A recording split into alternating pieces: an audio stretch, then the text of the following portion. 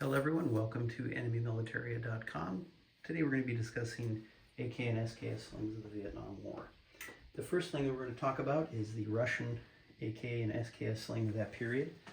This particular sling is actually dated 1968, and in keeping with all the traditional Russian slings of that era, it has a metal buckle with the buckle very close and tight to the web.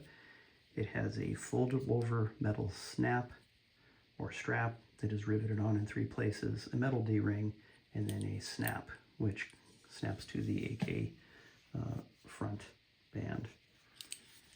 Has a little bit of a leather keeper in the back with a rivet. Again, this one's dated 1968. The next thing we're going to talk about is a Chinese sling. This is the very earliest of the Chinese AK slings.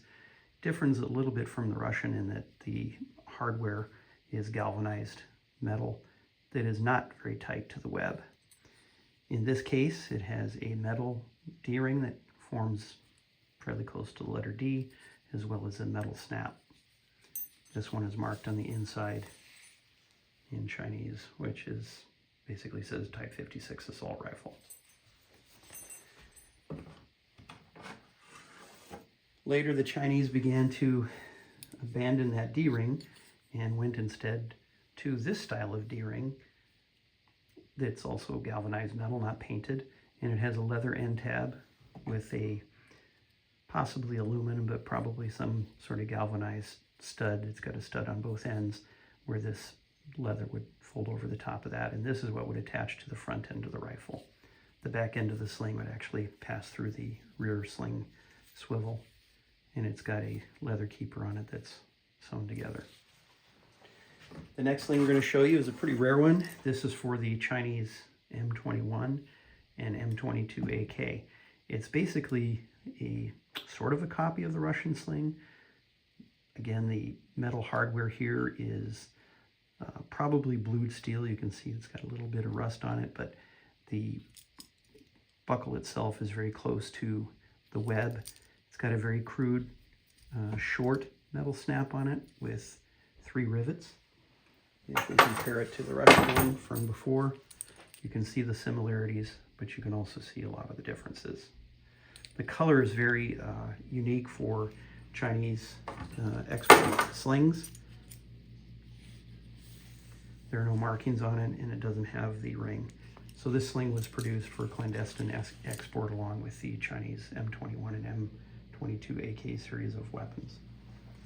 The next sling we'll take a look at is the Chinese SKS sling, fairly similar to the ones that we looked at before. However, on the SKS sling, it has metal D-rings at both ends, as well as 2 leather tabs. Again, these fold over, and the stud pass through there to give you positive closure on the front sling swivel as well as the rear sling swivel.